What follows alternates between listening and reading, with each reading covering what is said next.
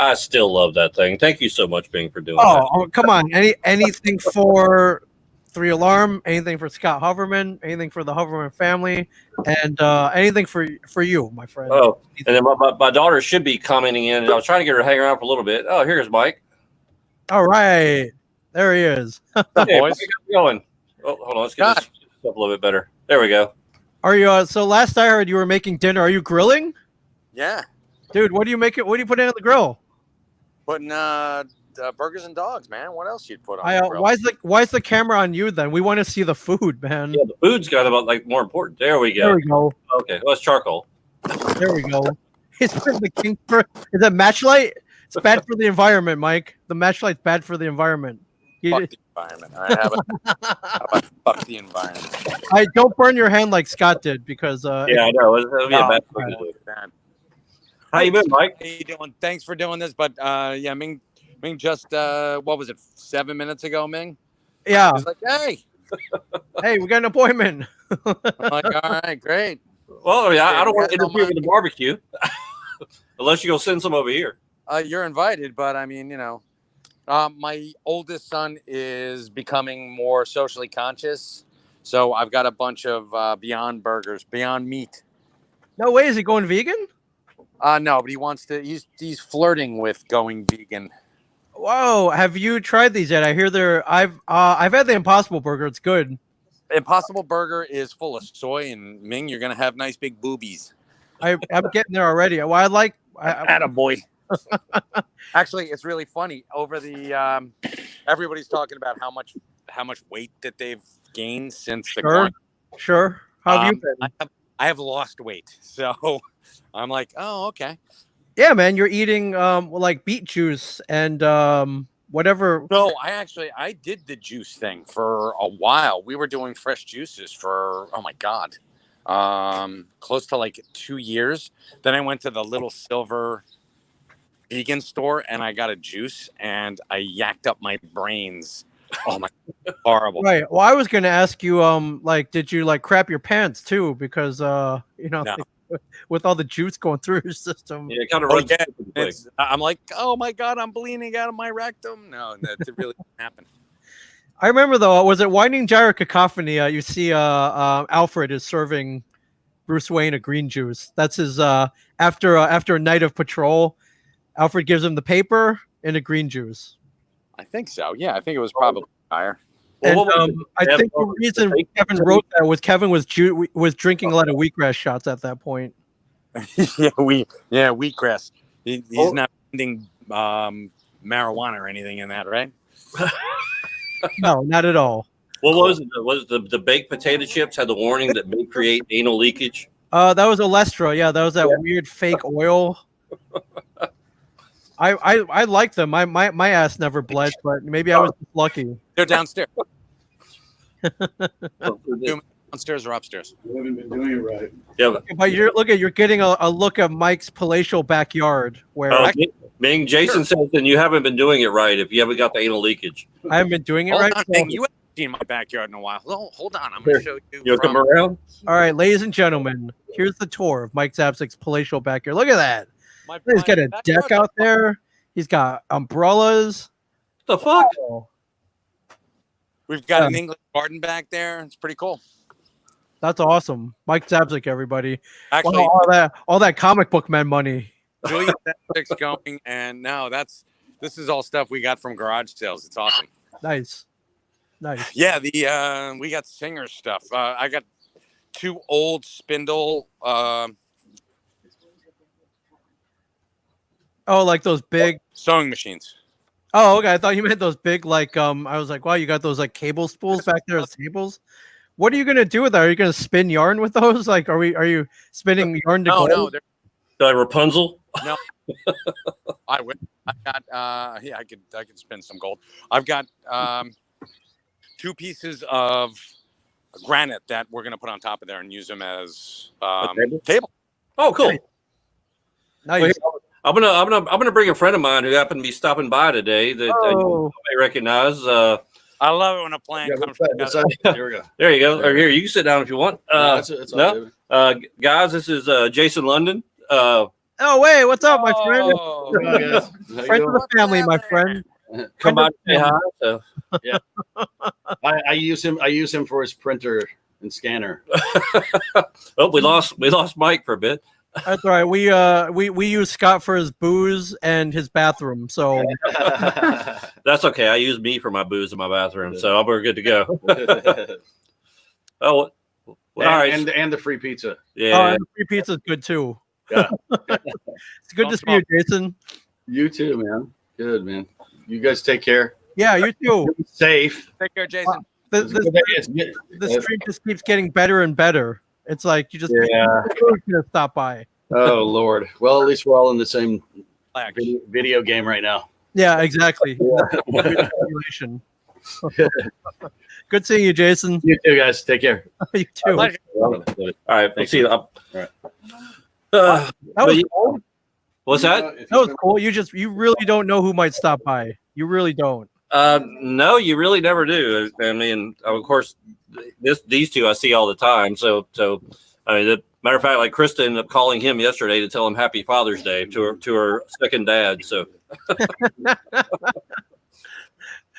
And Mike, Mike, you should have lit your cigar with the flame from the Oh yes. Yeah, the that'd be grill. great. My beard's on fire. I'll sound like Arnold. Look at that. Get to the chopper. Just grab you one of the hot coals and light the thing with it. This is how real men smoke cigars. Yeah, come on. Have you not learned from any of the '80s action movies how you're supposed to do it? Of course. Oh man, so you I'm sorry. Go ahead. you've been open for a while. Are people just wandering in and out now? We're still trying to we're limiting the amount of people that are allowed in at any given time. We're still wiping. I mean, luckily before all this started, when I order cleaning supplies, I order them by the case at a time. So I've been spraying everything down and wiping things down, and I mean I'm still a little paranoid about it. But things have actually been pretty good since we opened up. Everybody's been getting in what I've been calling the COVID cards, and so they're picking up stuff from their government money that they've been looking for a while. So I've been enjoying that. Oh, good. Okay, so the stimulus package has worked in your favor, is what you're saying. From a few people, yes, it's been very nice. Because like I said, there's been a few higher price issues that probably would have taken a little while longer to sell that have now found new homes. So That's amazing. Now you just got to get more stuff in then. believe it or not, I that was the weirdest part during this whole thing was I guess it was people needing money for different stuff. But actually, I bought quite a few collections during all this. Basically, I would have people come in and I would have them drop them off at the front door. I'd spray them down. I'd bring them in. I'd go through it and make an offer. And, sometimes I'd find some really good stuff. Sometimes it was 90s trash, but you end up picking up some good stuff throughout the meantime. Do I, Mike? Scott, you sprayed the comic books down? He's like, the boxes. All right, you wipe down the boxes. Yeah, I would spray them down. I got my Lysol. I'd spray them down. I'm trying to be as careful as possible. But I was wondering if anybody as long was as you're not worried. spraying like yeah, we're not spraying the comics themselves down. Though I'll say I did get one great thing. It was just sitting right here, We gotta see this. which Mike actually might enjoy. All right, take it easy. I ended up picking this thing number up. one. Oh, Marvel Superheroes 13. Very nice. No. This is I do have the Marvel Superheroes 13, but it wasn't nearly as good a condition. But this is the Captain Marvel #1. Oh, very nice. And I ended up that's sending it in. I sent it into CGC to get graded, and it came back as an 8.0. It was a beautiful copy. I was very surprised it came back that high, though. But the number 13 ended up having a lot of tape marks and stuff on it, so it really wasn't worth it. But it's actually over on the back wall over there now. Gotcha, nice. Our wall is like decimated, like beyond decimated. I was pulling them down for the we had some mid-range comic books that we put into the curated boxes. So that was pretty cool. But good. now I have to start from pretty much scratch. Well, if you need some help, I think I might be able to help you out with some of that stuff. You're awesome. But you know what? You know as well as I do, Scott, that half the fun is having it come to you. Oh, dude, I tell you, I tell people all the time, like the most of the things I've been collecting lately is all the power records. I mean, a lot of the stuff I've gotten before, I've already hunted down everything I've wanted. The power record stuff and the Peter Pan records are my newest little thing I've been going for, and I've been lucky enough to find some really, really, really good copies of it. And like I tell people all the time, you know, it's very easy to go online and find them. But the thrill of the hunt is finding them in the wild. You got to be able to find them and get them, and that's what drives me anyway. Damn straight. So, listen, unfortunately, my time is a little bit limited here. You're good. So, Ming told me that you wanted to talk a couple of things. So, well, I'll tell you what. Let's. I'll reschedule for another time when I know you're not taken care of, and we'll talk about some of that then. that's awesome. Or you can. I mean, if you want to get I have 15 minutes. Let's rock. All right. Well, I mean, the biggest thing was, I mean, last time we had talked, we were talking about the whole the DC going to different distributor through UCS and Lunar and Penguin. Yep. And now it's to the point where you were at the same point I was, where we were still deciding to go through Diamond to pick it up, but now we don't have that option anymore. And I was just curious how you kind of felt about all that. It's one more step, and it's okay.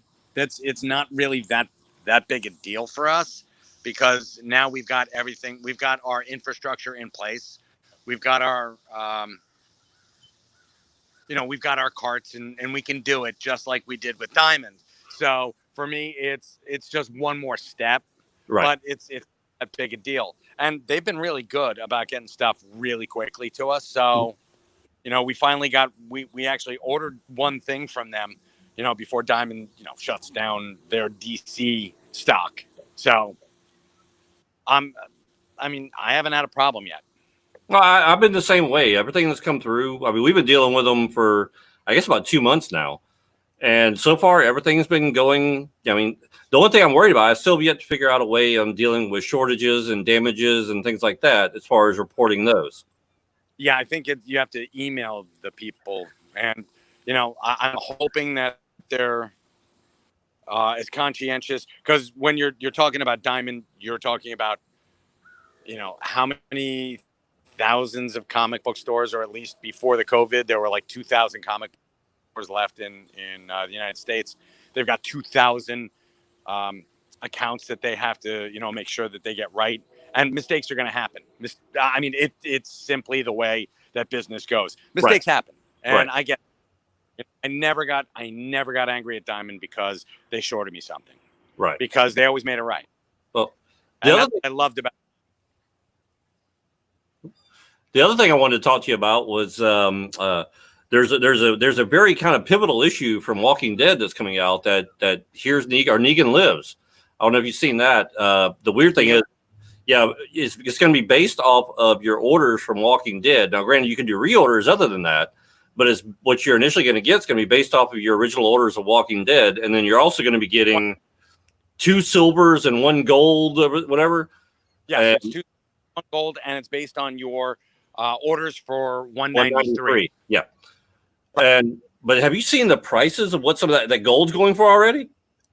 I have not. What have you seen, Scott? They're going between $400 to $500 a piece. Oh.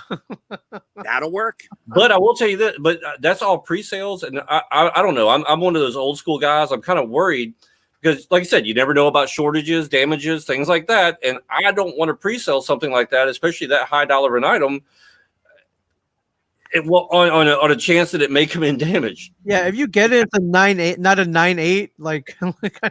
Yeah, if you get an 8.5, people are gonna be like, "This sucks," and you're like, yeah. Oh, but yeah, I was just kind of curious. I mean, I'm glad places like Image and a few other companies are actually doing stuff like that, kind of a way to help out the local comic shops to help recover, because that's one of the big things is supposedly this thing's not going to be done digital. It's not going to be reprinted or whatever else. This is going to be the one and only way to get it, and I'm kind of happy with it. I just hope we've ordered enough. How many are you getting in, if I may be so bold as to ask? We have 17. Well, it was based off of our Walking Deads. I have 17 coming in. Really? But I did a reorder for another 25. Oh, okay. Well, we went heavy on 193 because I read 192. Mhm. And actually, we got our 193s in early, and I just happened to be counting them out, and we had gotten, I think towards the end of the run, I think 191, 192, we were getting 25 copies, and I had gotten, I had seen the book, and I flipped through it because I'm a Walking Dead reader. I'm one of the guys actually reserved The Walking Dead, and I'm like, oh my god! And it's his little things like, nope, you're reading this right. This is not. This is the final issue, and I'm like, I was on the phone with Diamond, and we reordered another how many? Another 105 issues. So we're getting 125. See, I didn't get on it soon enough. By the time I figured it all out, it was, I mean, our initial order, it already come in. And so basically I'm getting what I got. And, I did order an additional, because you can do a reorder on the other one. But I'm very curious. I've had a lot of people call and ask about it, but I pretty much told everybody, look, here's how I'm pulling them. Our subscribers are going to get first shot. And whatever is left over, it's fair game. But if they were already ordering Walking Dead, they are going to get this. Yep, silver and gold people. Oh. He'll be back. What's the ratio to like issues to orders? Oh, hey, Krista, there you.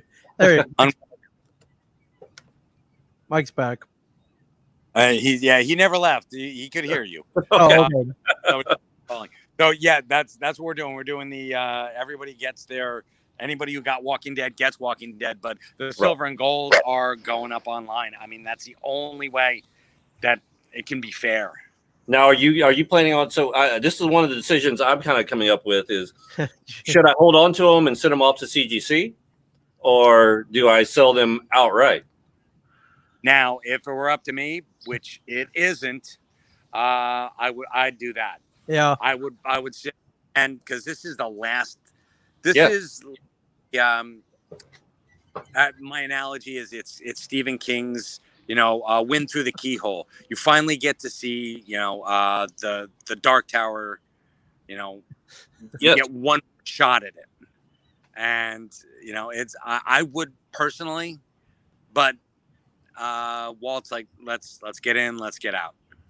Well, I'm right in the middle on it. That's what I was kind of asking, because for me personally, I'm not a big CGC fan myself, a collector myself.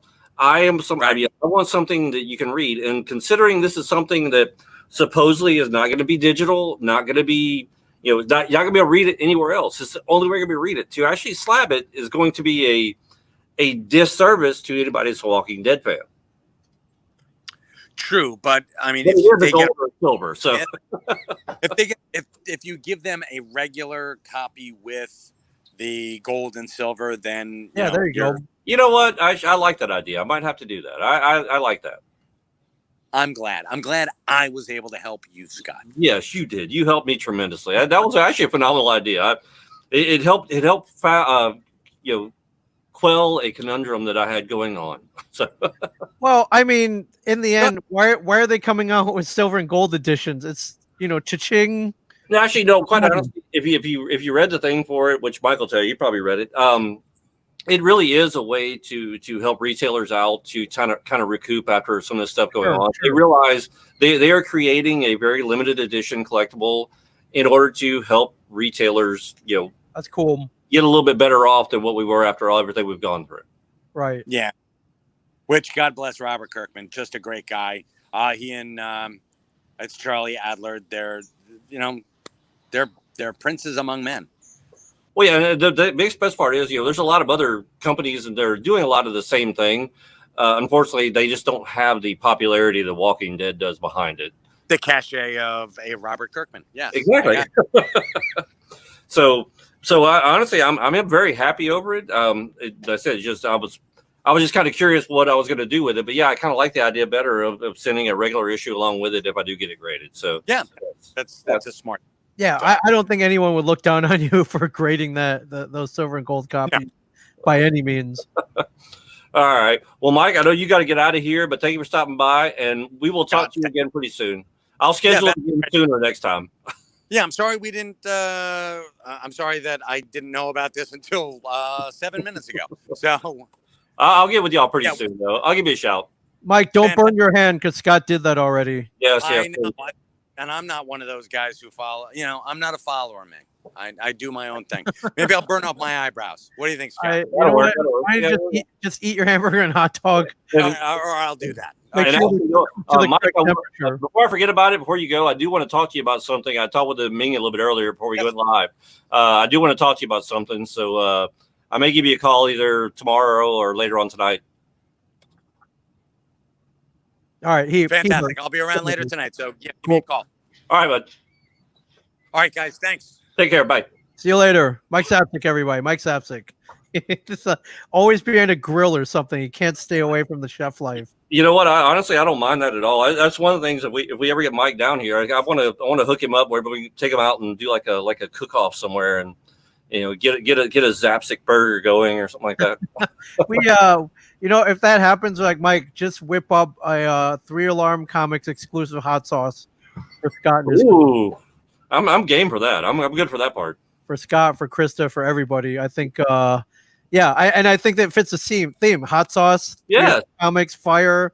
Actually, what we'll do is I'll get him hooked up with our buddy that has the True Wings here that does the chicken wings. Oh man! And let him do a special hot sauce just for we could do the shared universe 3 Alarm Comics hot sauce that he can have that sells out of his wing truck.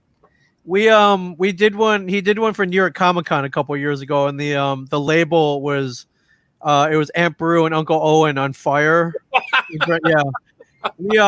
I think we still have some of those labels left over. I have to get him to make you the hot sauce. We'll stick a label on there for you. Oh, dude, pretty fun. We got a friend of ours to do the artwork. Oh man. Well, now that he's not here, we can actually talk about it too. I'm very, very excited. Hopefully, he'll be sending me this stuff later. I don't know if Mike will be watching this later on, but I commissioned a good friend of ours to do a piece. I don't know. Should I be talking about this? Oh yeah, absolutely. Yeah. No, well, I mean, let's give let's give the artist here some love, and it gives you some love too. You're like, dude, I got this great idea. I just commissioned something for you guys. I'm like, yeah, dude, I'm so excited. Whoa, this is awesome. So I know Mike is a big fan of his and a lot of his work, and a fan of the character he's known for. But Jeff Johnson did Wonder Man for a long, long time, and I've been thinking about it ever since y'all had y'all's last print where somebody did it with y'all with the Tell Him Steve Dave and everything else. Yeah, I was sitting there thinking like, y'all been closed for this little bit, and I was thinking about something to do something to thank y'all for everything y'all have done, but also to give you something to do for the grand reopening of a shared universe. You're far too kind, Scott. Speaking of which, I gotta make sure I put this on here. I keep forgetting about it. So let me get this on here. There we go. And oh, thank you. Shared Universe logo right up there. As I said, I kind of consider ourselves an outlet of the Shared Universe program. So as do we. We do what we do. As do we. But yeah, I got Jeff to do. He's going to do a piece of anybody's interested. A piece of Ming and Mike. For there, I guess y'all will be making prints of them afterwards that you can sell on the website. Absolutely. I think we both should. We'll send down a stock of signed ones for you as well. Yeah, so that way they can have some stuff. And I figure something neat. So I don't know how many more of the other ones you have left, but I thought it'd be fun. Something to do.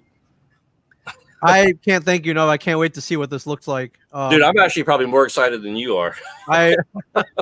Which is funny because it's artwork of us, but it was your fever dream that came up with this. So the COVID fever dream. Yeah, I can't thank you enough. Or I don't know. You had a pretty horrific injury. I don't know if the meds maybe opened up your mind a little bit. It's like, Oh, wait, that was the worst. Yeah, I couldn't take any pain medication. I'm allergic to it. So oh man, wow. So you felt every nerve ending, every. oh yeah, and then some. But but yeah, I'm very very happy and excited. I should have invited Jeff on. Maybe next time we get on, I'll bring him on, and maybe he can show a little bit of it. But yeah, I'm very happy and excited and proud over when this comes out. So. Oh yeah, I mean you could have brought him on, but it's like these stories I kept reading about artists and writers at conventions. Their editors would be like, "What are you doing at a con? We have a deadline this week.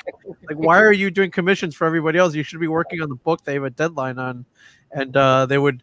I think some editors would actually go up to the tables and be like, "What are you doing here?" Well, I ain't gonna lie. Actually, we ended up doing something. We got a new shirt done here with. I like the one you're wearing right now. That one I've never seen that one. I love. Well, actually, here I'll make sure I send you one. This was actually, let's see, I have some more back here. So Scott Collins actually did last time he was here. Did one of our character, our little fire character, and That's so cool. that's the front of it. And then on the sleeve, I took a page out of your book and decided to put the logo and stuff on the sleeve as well. I don't know what it is. I love sleeve logos. So yeah, we have. They remind me of I guess patches or I like either on uniforms or I like them on baseball jerseys in particular. Oh, and I made sure I got them out of the same material that y'all do the shared universe stuff on. Those shirts are freaking phenomenal. Yeah, Bella and Canvas. Yeah. Oh, dude. And actually, the one I have on now, he's screwed up. So I didn't realize they do them with pockets also on the front. Yeah. He actually ordered some of the wrong ones, but he ended up giving all these to me anyway, the screen printer we have. So instead of having a screen print on the front, it's screen print on the back. But now I'm going to get him to do on the pockets, screen print our logo on there as well. I think we got a new shirt coming out. Mine will. You just inspired me. I have ones with the microphone peeking. Yeah, that'd be awesome. Or you have your logo. I can't remember. Does he have a name? Oh, Sparky is our Sparky. Yeah, he's our yeah. We had a little naming contest, so that's what he got named. I love it. So Sparky jumping out of the pocket for sure. Actually, now I might have to play around. I might have to put Sparky jumping out of the microphone. Oh yeah, we get. I mean, the possibilities are endless, my friend. The possibilities are endless. Yeah, So, if anybody is watching and hasn't ordered anything yet, I think as it is now, I may have a full line of all the shared universe T-shirts. Y'all actually come up with some great designs and some great. I know you're the one that does behind it. You got everything from an Avengers homage to Star Wars to Star Wars, everything. Yeah. Our local. I'm trying to rip off every logo I can, basically. So I have a Guardians of the Galaxy one that probably has too many colors in it. Oh, I haven't seen that one yet. Yeah, I haven't printed it yet. It's like I got to cut down the colors, but I don't want to. But as you know, more colors, the price starts getting jacked up. So well, what you could do, you get the shirt with the star print. Yes. The black with the spattered white, and that'll take care of a lot of it right there. Yeah, for sure. So that's. Yeah, I get more hoodies. I gotta get your daughter another hoodie, so she keeps stealing yours or stop. Oh, yeah. I think I have one left. I think I have one of the. Well, I have the original one, but y'all are out of. Yeah, I gotta reorder those. Those are a commitment. They're like the initial order is like, oh yeah, okay, I gotta put down a good chunk, but it's an investment though. It's an investment. Yeah. Well, what you could do, you could take pre-orders for them, and that way it kind of help out, and Yeah, I don't like to keep people waiting either. So I don't know. It's a whole trade-up. But I keep joking around that we're an apparel company disguised as a podcast studio. So. Well, something we were talking about a little bit earlier, and before we went live, but I kind of want to let know to everybody else. So we had kind of talked about you're going down into Florida pretty soon to do it for a shop there. Because of the lack of conventions and everything else, we had kind of talked about getting you down here as well. I mean, it wouldn't be a party. It wouldn't be a year if I didn't come down at least once, right? So yes. Well, we'll have to work things out where we can do something, especially during this new free comic book summer rather than free comic book day. Yeah, I need to get you down on a Tuesday so you can actually help us do the books and everything else. So I would absolutely love to do that. I love your shop. I kind of know the layout. I know where the toys go. I know things get actually, believe it or not, it's changed since you were here last. It's completely different from then. Why am I not shocked? And it may be changed again by the time you get here. So I get bored way too easy. I mean, I know where the beer fridge is in the back room. Okay, you got that one. Yeah, and I know where you keep all the statues behind the counter. So Actually, no, that has changed. that got changed. And yeah, and usually I just run across to that seafood place out front. I grab some barks. Oh, yeah. Root beer. I bring it back, and I'm fueled for the whole day. Oh, matter of fact, they just had their grand reopening after the whole pandemic thing, and they do a Bloody Mary that is done with, they call it with all the groceries, and it has on the skewer fried shrimp, a crab patty, all kind of a bunch of other different things in with it too. It was phenomenal. Oh my god, I'm totally in, and which is why I'm dying to get back down there. So yeah, we'll definitely, and then we'll have to make a trip over to New Orleans and go hit our favorite brewery over there as well. So it seems like I always come after a disaster. The last time it was a tornado, and and you still kept going, and then now it's a global it's a killer virus. Yeah, but by then we'll have that big dust storm coming through. So yeah, for sure. So yeah, I would love to come down. I love that they're doing. They've just expanded. It's a free comic book summer. So I think, what did you say? It starts July 15th through September 9th. And I think the way it's supposed to run is, I think it depends on each shop. So you can release anywhere between 5 to 6 books a week, depending on what they send each week. You can release them once a day, or you can release them all at once. Pretty much depends on the shop. Right. So I think what we'll do here is, once they come in, we'll make them available to anybody that wants to get them. And granted, we will probably have to limit them just to make sure everybody can get some stuff. Yep. But I usually order quite a good bit anyway, so we should be good to go. That'll be unique. Traditionally, that first weekend in May, we have we have our free comic book day. It's nowhere near on the scale of yours, where you make it a big party. You invite guests down. You set up tables. I was there last year. I had a great time. We set them out on a table, and then I wish we would make it more of an event like every other comic book shop does. But if you know Walt Flanagan, you've seen him on Comic Book Men, he hates giving anything away for free. And so we wait for the people that just come in once a year, first weekend in May. We come in, they come get what they get. We put one per customer, one of each per customer. We wait, we watch them make the circle. They come in, they get the comics, they walk out, and that's pretty much it. So for me, I view it just completely different. I know. For me, it's one of those things where, we have the same people where you only see them once a year, whenever, or maybe like we do Halloween Comic Fest. You see them whenever we do any free events, and that's just going to happen. Yeah. But for me, I look at it this way. I treat it as a thank you to our people that come in and support us year round. Yep.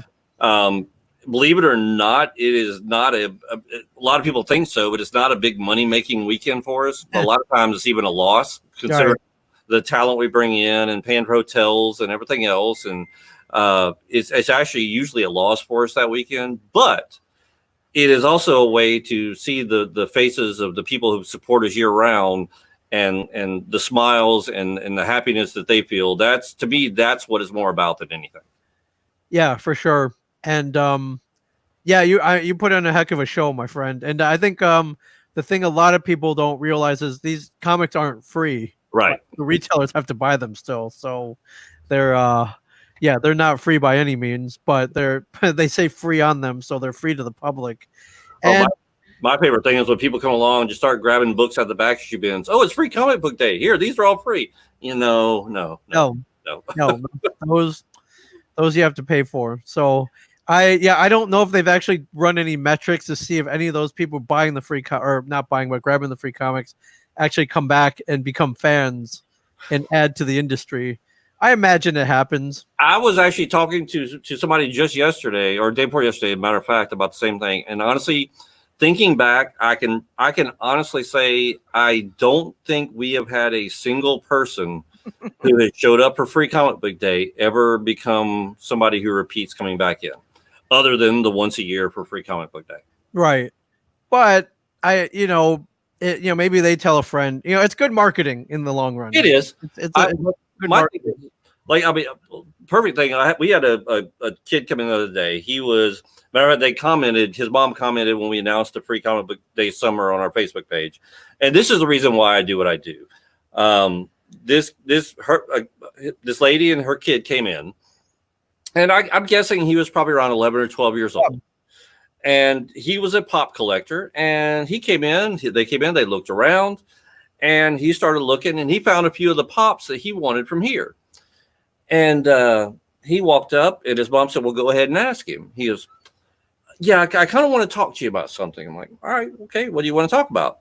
He said, well, I've got these pops out in the car. It's this, and this, and I want to know if, what kind of deal you can work out for this one over here.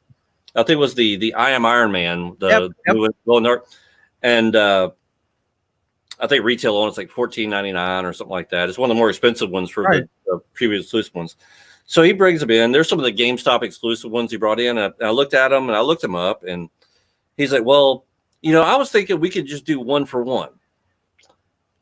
And I looked them up online, and the ones he had, one sold for like $12, one sold for like $13. And so I was like, look, I said, we're gonna go over a little lesson real quick.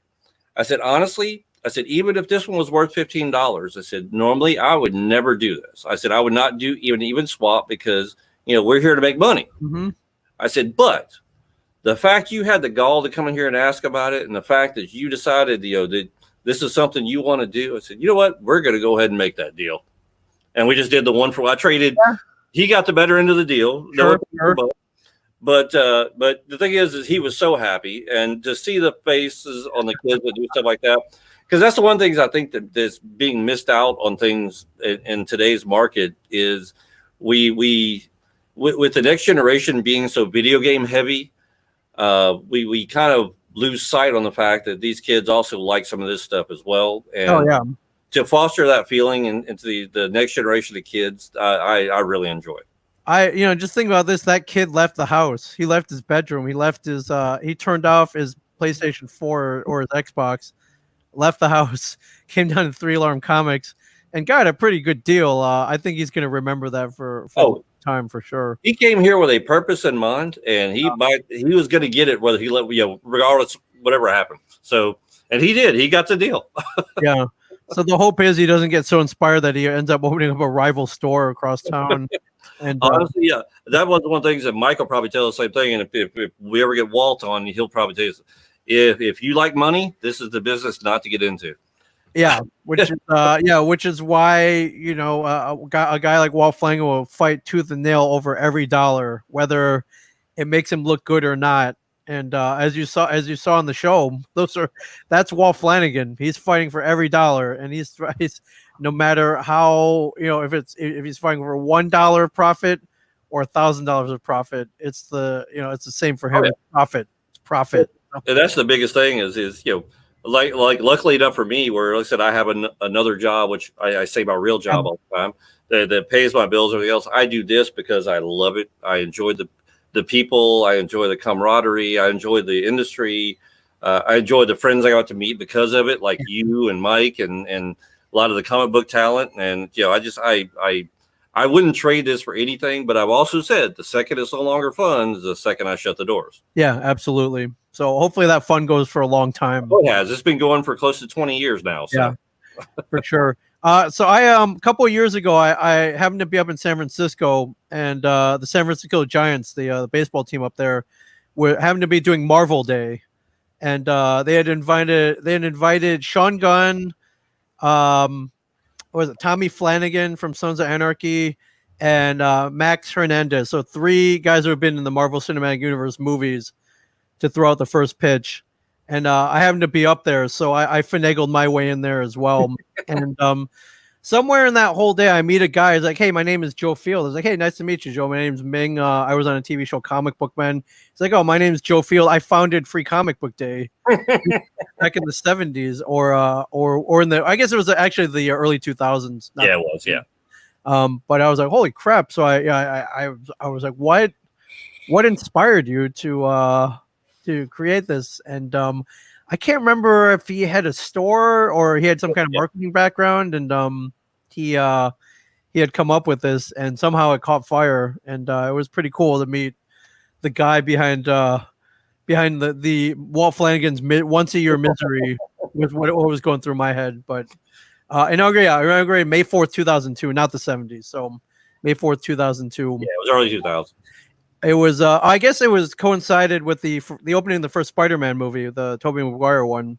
Yeah, I think every year they've always tried to do Free Comic Book Day of the whatever opening weekend of, or they've tried to, either way, the opening weekend of one of the Marvel movies has always coincided with Free Comic Book Day. Yeah, but I'm still trying to hammer it to those two guys. It's like, because I know many retailers around the country who put a lot of weeks, months of effort into this one day, like it's Christmas. Mm-hmm. And they've got people lying down the block, and your store is like it's a complete party. It's a Comic-Con within your shop, right? Is what you've set up, and had Walt could stand people and extra events more. I know we could probably break some records if maybe you ought to just say the hell with it and do it at the studio.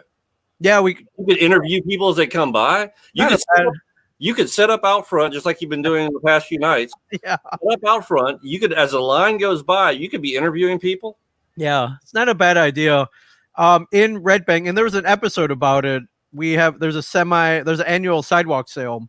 Usually I think it's the last weekend in July or the last weekend in August. I can't remember.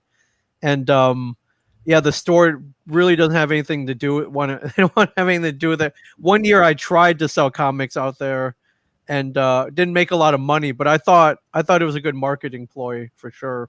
Well, I mean, honestly, I love the fact y'all are setting the shared universe stuff out there. I mean, it's a great idea because you're getting access to people that you probably normally wouldn't. Oh man, I had to do it. So in our town, the indoor dining has not reopened yet. I think our state has maybe the second worst cases per capita or something. So, but they just opened up outdoor dining this week, and the city got smart. And I don't know who proposed this, but I want to shake his or her hand. They shut down the main street in our town, of which the store is on, Thursday, Friday, Saturday nights from 4 until like 11. And they moved all the tables out into the street so the restaurants could open at some kind of capacity. I think that's phenomenal. Yeah, and I saw a photo of it of the Thursday or Friday night, and they strung up lights. It looked like Italy. It looked like a palazzo or an outdoor, whatever. It looked very European. I was like, oh man, with all the lights hanging up, the string lights and everything. Yeah.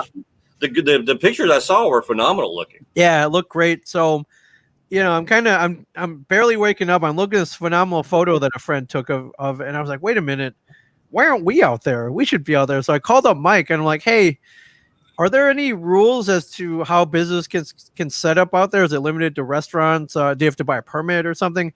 He's like, I don't know. I'm like, okay, that means there are no rules. So I was like, dude, what are you doing tonight? Because we're going to set up out there and we'll interview anybody that happens to come by. And we did. And it was pretty phenomenal. We interviewed some of our current podcasters came by and we interviewed them. And I just want to show everybody what everybody should be doing in this. Oh yeah, it was great. I tuned into a lot of it. I didn't say anything. I just sat there and watched for a while. So I loved it.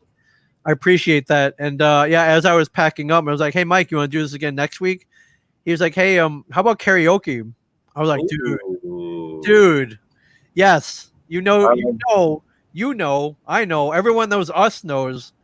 You can't keep us away from karaoke. If you want it, I've got the program and a database of about 2 million songs. I could just throw on a hard drive and send to you. I may have to borrow that. What we've been doing, and it's probably somewhat illegal, but whatever. It's the end of the world. We'll just pull off the song with the lyrics off YouTube.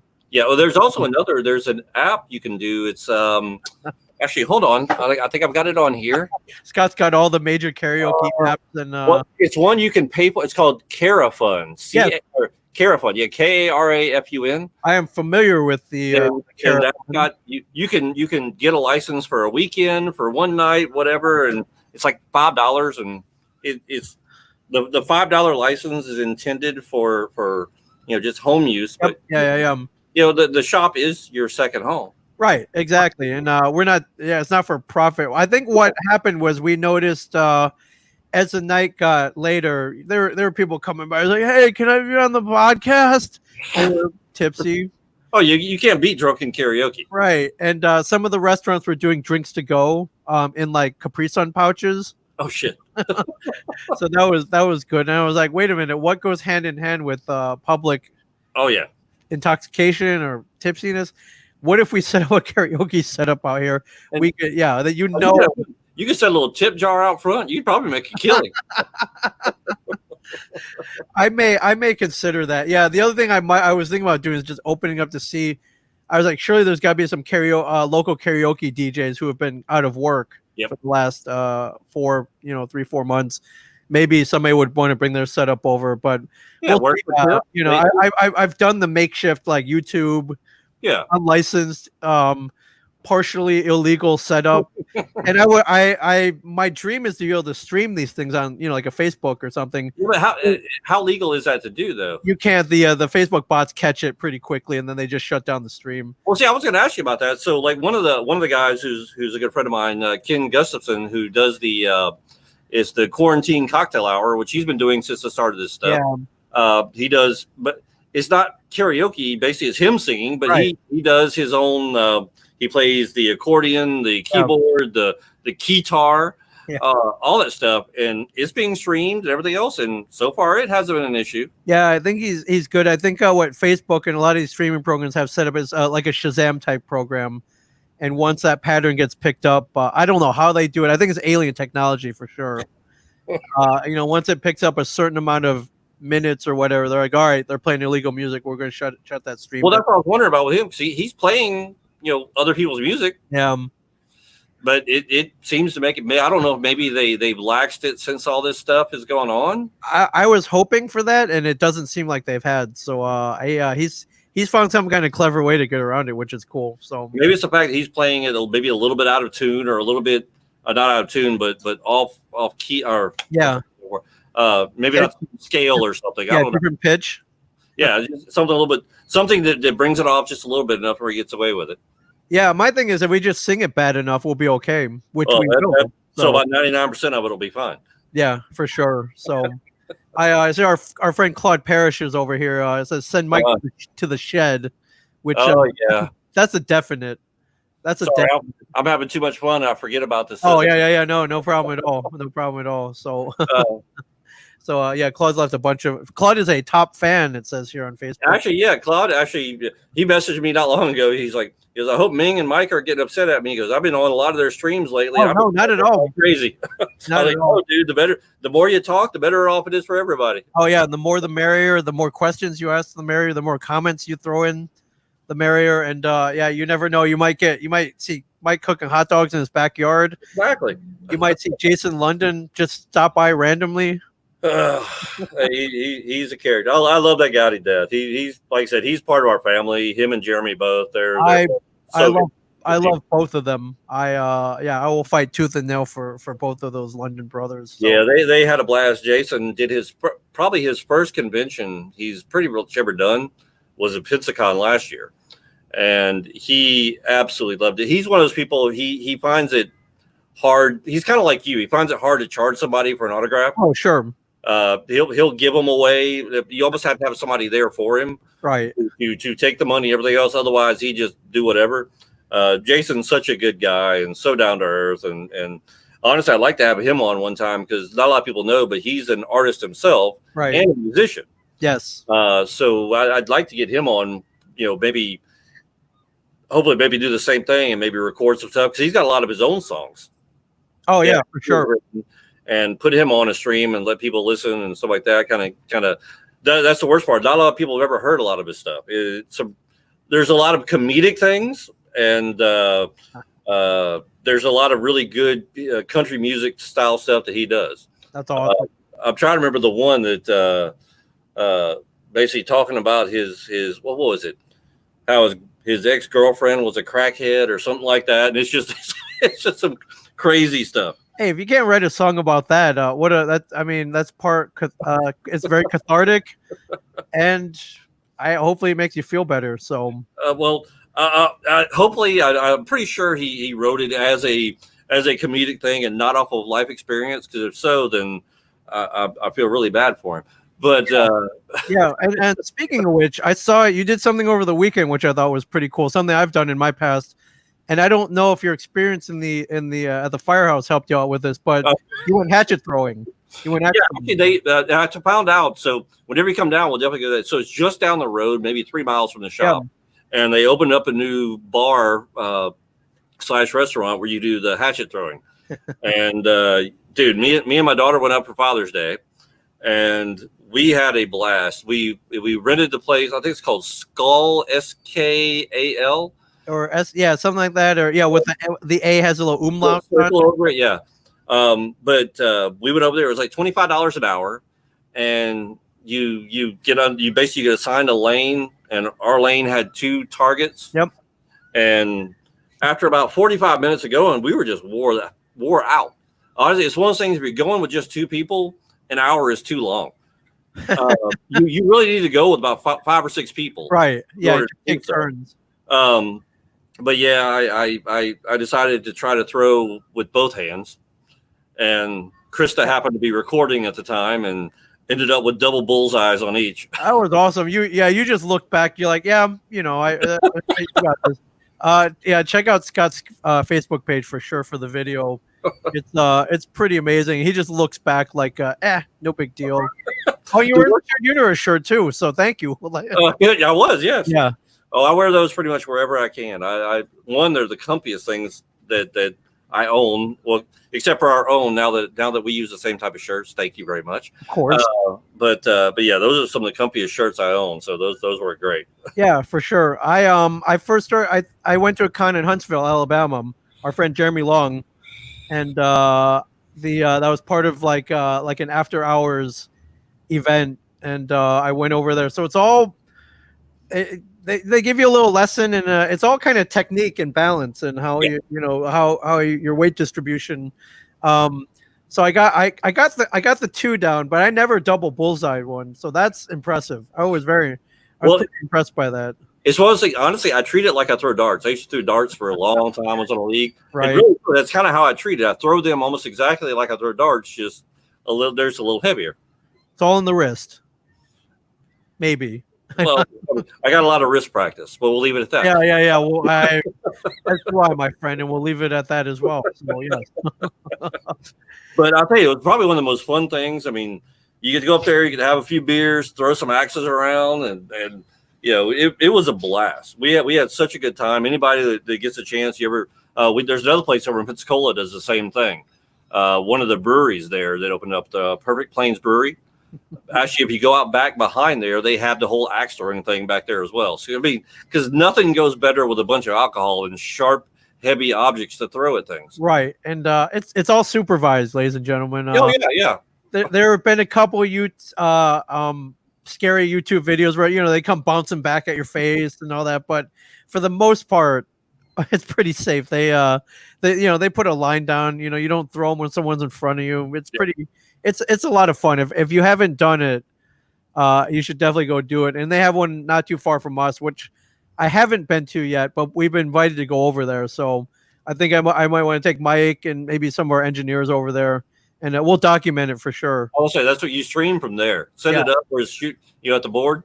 Yep. I'll tell you what, if y'all go, I've got some leave time coming up, and I keep threatening I'm going to come up and visit. You're invited up here anytime, my friend. So I've actually gone online and checked. Yeah, but the hotel prices aren't that bad. So if you decide you want to go and you want to, I might have to take a few days off, and the flights are actually cheap as hell up to there. So yeah, they're not bad. So yeah, we'll just trade places at some point, and but I'll be down there soon enough. Stay tuned, everybody. I can't not go. You know, you can't let a year pass where I don't go to where I don't go to Biloxi and Three Alarm. So Oh yeah, and then like I said, then we have to go. Just said visit our favorite brewery, or we can head over to Pensacola. And actually, they opened up a new place over there that Mike was telling me about. It's a new wine bar. If you're a wine fan, I do like wine for sure. so basically you go in and you can either prepay for this card, or you can put your credit card down. They give you a card that looks like a credit card, has a chip and everything, and all on the walls, and they have little kiosks set up inside the place. You put your card in, and you have your glass, and you can choose to get a quarter glass, a half glass, or a full glass. And you could try out all these different types of wines, and it all goes on your card. Wow, that's so at the end you just close it out, or I guess maybe you prepay it. But yeah, that's cool. That's cool. You get like a quarter glass too. So oh, Joe's asking when's the next con in Biloxi with Mike. I'm guessing he's talking about Mike Zapsik. Well, yeah. We're in the talks of things, and we're definitely getting Ming down. And I'm going to talk to Mike Mike Zapsik either later tonight or in the morning. I think you'd enjoy coming down there for sure. Yeah, get Mike down here. I'll supply him with plenty of cigars. He'll be perfectly happy. Oh yeah, you usually have I think you usually have like a bag full of them somewhere. So, well, the local cigar shop up here is one of our sponsors for Free Comic Book Day. Oh, and fantastic! Like that, so they'll take care of us. Yeah, that's smart. And I would tie it in with either The Thing or Wolverine, but Joe Quesada won't let them do that anymore. So, shout out to Coast Cigar Company. Yeah, they always take care of us. But yeah, they've got some really good stuff up there. And the best part is they've got they serve they sell beer there, but they also have you can bring your own bottle in if you got some liquor, some whiskey, or whatever you want to sit in there and sip on while you're smoking a cigar. So yeah, for sure. And real quick, the Ezra Miller Flashpoint, Michael Keaton returning as Batman. Oh God, what are your thoughts on all this? Quite honestly, okay, be honest, because I will too. Michael Keaton is probably my favorite Batman. Oh, sure. Me too. So I actually don't have a problem with it, except for the fact that if it's going to be the Flashpoint, the Flashpoint Batman, it's hard for me, even after seeing him as the Vulture and everything else, it's hard for me to see Michael Keaton as being an asshole. It was tough on the Flash stuff watching, oh God, what's his name? The guy who was the voice of the animated Batman. Kevin Conroy? Kevin Conroy. Watching him be such a dick on the Flash, on the Crisis stuff. Yep, yeah. It was so hard. It was almost painful watching that. That's a good point. I didn't think that. I just I'm just not a really big fan of Ezra Miller as a Flash, to be honest with you. I'm not either. Yeah. To me, he plays the Flash. He plays Barry Allen as if he's been hit on the head, and I don't think I'm alone on that. But I'm like, when does he have brain damage? Like well, maybe that's why I has to wear the hard hat helmet when he right. Yeah, I know that's the other thing. I'm like, come on. That was one of my biggest points of contention with the whole Justice League stuff was that, because I can understand changing the character, like even when you had Aquaman, he looks totally different than what anybody's ever pictured, but he does a phenomenal job at it. Yeah, right. But Ezra Miller just completely, from the design of the costume to the writing on it, was just so horrible. I wholeheartedly agree. So so if these are just early talks, like everyone's like, breaking news, Michael Keaton returning as Batman. He hasn't signed anything yet. I don't even know if he's talked to anybody yet. I don't know where this news came from. But my thing is that if you're gonna bring back Michael Keaton as Batman, I don't want it to be a wasted appearance. This is something we've been waiting for 31 years, I guess, at this point, right? Holy crap. Yeah, I like this. Tracy said there's also Jeffrey Dean Morgan playing the Flashpoint. That would be cool. That would be awesome, actually. Yeah, for sure. He he needs his second comic book role, right? He's done the comedian, so he needs a second one, right? So he's done so much comic book. He's Negan. I guess that counts too. So he was in The Losers. And The Losers, yes. And but Supernatural is basically a comic book come to the screen. Absolutely. So I mean, he has gotten honestly, he's found his role in things is doing comic book, sci-fi, fantasy, related stuff. He is the perfect fit. I mean, they couldn't have lucked into finding a better Negan than him. Yeah, and he in real life he's a big geek too. So the first time we were at the same convention is at the height of like Negan, Walking Dead, Jeffrey Dean Morgan. I saw him outside smoking a cigarette. And I'm like, oh man, I want to go talk to him, but he's it's Jeffrey Dean Morgan. Yeah. What am I? How do I do this? What's the move? And finally, I just manned up and I went up and I'm like, hey, my name's Ming. I'm from Comic Book Man. I come on after your show, And he looks at me over. He's like, Ming, man, I know you, man. I watch your show. And I'm like, holy. I was like, all right, well, maybe he's just saying that. He's like, I watch Comic Book Man. I'm like, all right, he's just being nice. He's being a company man, maybe. And I was like, oh yeah. I was like, oh, that's you watched our show. He's like, oh yeah, man. I saw the episode where Ralph Macchio came in, man. He taught you how to wax on, wax off, man. I thought that was really cool. I was like, holy crap, this guy really does watch the show. This is awesome. So he was insisting. He was like, dude, I'm just a geek like you are, man. Like I love all this stuff. That's amazing.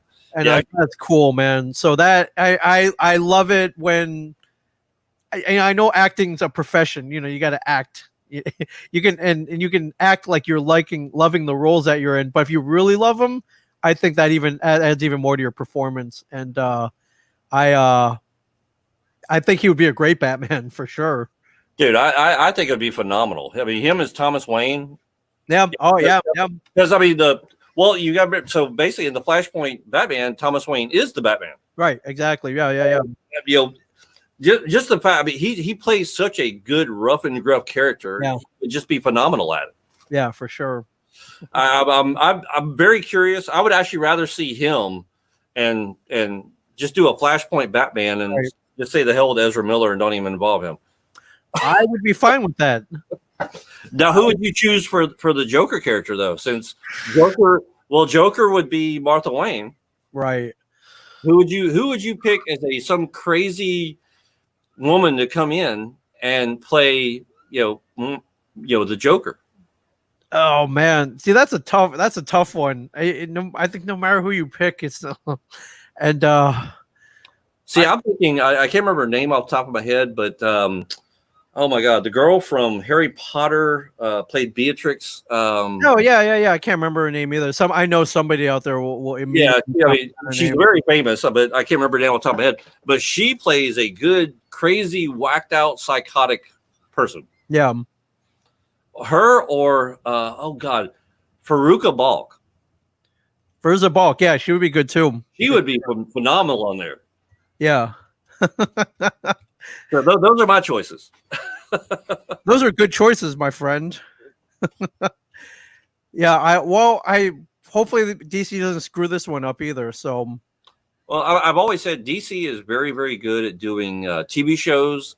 Their TV universe and their animated universes are absolutely phenomenal. Oh yeah, Tracy said Aubrey Plaza. Yeah, that'd be phenomenal too. DC's always been good with their animated universe and their TV universe. Yeah, so their movie universe just translate into real life, into live action. Can't be that hard, right? Marvel is the opposite way. Yeah. They are phenomenal in their movie universe, and their TV shows have always been a little bit lackluster. Right. Well, I mean, I can't blame them for focusing all their power on the universe, right? So where the money lies. Right. Yes, exactly. Tracy Price, great, but Aubrey Plaza would be great. I think Aubrey Plaza can play anything. So I mean, the worst part, Aubrey Plaza just had to play Aubrey Plaza, and she could still be the female Joker. Yeah, exactly. I think Aubrey Plaza could do anything. I think she's my hero for sure. Oh, so, dude, great pick, Tracy. Yes, absolutely. All right, so now we have we've had our suggestions. You have anyone yet, Ming? For the female Joker. Come on. Oh, I think the person you were mentioning trying to pick up for Harry Potter, you think of Helena Bonham Carter? That's right, Helena Bonham Carter. Yeah, that's what popped in my head as she was great in Fight Club as just a whacked out, like, I mean, she's great at playing any role whacked out. Oh, yeah. I think that's why Tim Burton loved her so much. But yeah, Joe had a good idea. Clint Eastwood to play the Frank Miller's Dark Knight Batman. Yeah, I think he just turned 90, so I might he I don't want to age out anybody, but I think he might be a little too old for that role at this point. I don't know. Last time I met him was I was back in the military. I was stationed out in You California. met Clint Eastwood? He served me French fries. No way. We were where I was stationed out in California. Yeah, was he like, "Are you hungry, punk?" Well, he owned he owns the Hog's Breath Saloon over there. Yeah. And he actually works there. Whenever they're busy, he comes in and he works. And we were there eating, and yeah, here it is. He comes over and brings me my French fries for my order. That's pretty cool. It was one of those things where you almost want to ask for. Of course, this is back before you had cell phones and cameras on your cell phones. And the whole time I'm thinking, man, I wish I had a camera around me to take pictures. But yeah, right. At that point, no one carried around disposable cameras on them. Yeah, I want to say that was about in '89 when all that happened.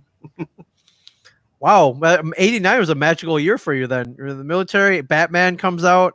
Oh yeah, Clint Eastwood. I went to Panama. We were all kinds of good stuff. Wow, that's amazing. Well, amazing. So yeah, it's good. It's good to have news, like actual news. Yes, absolutely. Yeah. Hopefully that means things are going to return to normal soon. I'm hoping. I honestly, I don't think anything's ever going to really get back to normal again. Right. I think there's going to be a new normal. Right. We're just going to figure out how to deal with it. I'm still curious how these conventions are gonna go on. I think what the one in Florida is about to be the first ones to happen. Yeah, Tampa Bay Comic-Con. We'll see what happens. They're going to be the groundwork to either completely destroy or reawaken the convention scene. Yeah, for sure. So, all right. Well, oh shoot, I didn't realize what time it was. Hey, we're having fun. It's totally cool. I know. Yeah, shout out to George Alger and Derek Mayer is here and Tracy Price and everybody tuning in. I really appreciate it. We love being on with you, man. Absolutely. And I'm going to start making sure we do this more often. Now I know Mike's schedule. I'll make sure we schedule this later on because the past 3 or 4 weeks I've missed being on with you and him. So yeah, and I'm glad your hand is healed up. You're back at work. I'm thankful for that. Oh, me too. Thank you so much. I'm thankful you didn't end up like Aunt Beru and Uncle Owen at the in Star Wars. Well, one last thing here.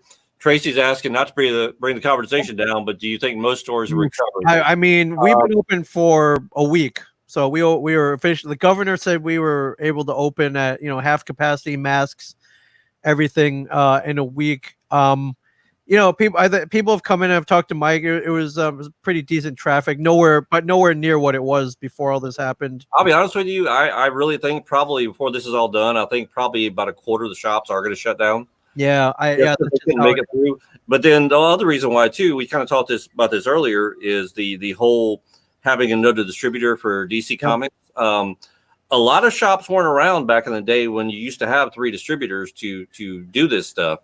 The Stash was around, we were around, and it's not the easiest thing in the world to deal with a lot of different distributors, especially when it's 2. I mean, I guess my analogy would be, I go grocery shopping at the place across the street. I get everything there. And, if they ran out of that one thing that I need and I had to go get it from another place, right, it's just a pain in the ass, The hardest part is most shops now, they run off of a POS system, which has been geared towards Diamond stuff. Now you have to when you're ordering things, you have to find a whole new way of doing it. And I'm not quite sure how many. Like, I have a few friends around here that have opened shops within the last 2 to 5 years, and quite a few of them have called up and wanting to know how they're going to be able to do this. I'm like, you just do it the same way, just with somebody else. Yeah. But if you've never had to do it before, it becomes a completely different animal for you. Yeah, for sure. When you're used to having it almost spoon fed to you from one distributor, and then now you're having to deal with more than one, it does make it on the retailer side, makes it a little more difficult, especially when you're trying to order. Yeah, for sure. Most shops deal with a rep over at Diamond, and you become very friendly. So if you have damages, if you're shorted, or if you just need something, you got somebody you got something there for you. Now you got to deal with more people, and you don't. Yeah, who knows how that's going to wind up? So, well, I think that's going to end up shutting a few places down, just because either one, they're going to be stubborn and not want to go through Lunar or UCS, and think that they can survive without one of their biggest money making draws. Yeah, and it's just tough. If you think of the single issue is your profits on those, it's a slim profit margin, are very slim on a DC book. $2.99, $3.99 book. You're not making much off of that. So where you're gonna make money is hopefully volume, where you sell a lot of them, or on trade paperbacks, or toys, or a combination of all three, and then innovation. Pop figures. The worst part is actually, other than the comic books, a lot of people don't realize, you've probably seen some of the invoices and stuff, but like action figures, pops, anything other than the comics, our wholesale discount rate is not that great. Yeah. I mean, really, like, quite honestly, I'll break down the walls. I don't care if it's a $25 action figure. 9 times out of 10, after shipping and everything else, it probably costs us around $20. So we're only making about $5 off of a $25 figure. Yeah, which if is it's a $50 figure, we may be making about $7 or $8 off of it. Right, and that's if you sell it. When it sells. So it's the markup on this stuff is not what everybody seems to think it is. The comic books, the weekly books, and the trades and stuff is probably the best markup we get off of anything. Right, but again, you're talking about a $3-4 comic book, right? But everything else, the higher end stuff, like we were dealing with Sideshow. That's one of the reasons why they have some of the better produced stuff. Tweeterhead's another one. They do some gorgeous stuff. I haven't actually. Tweeterhead's discounts a little bit better than Sideshow's was, but I'll tell you again, for a $400 statue from Sideshow.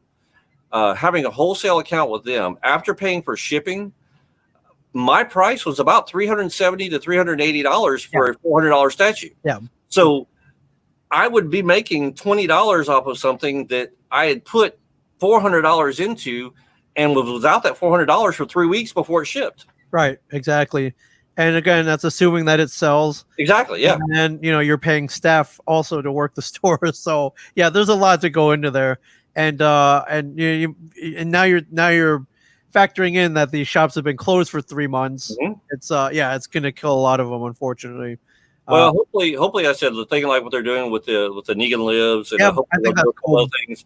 I mean, I will applaud Image, and as far as that goes, as far as putting something out as they made something to be collectible, a high end collectible, at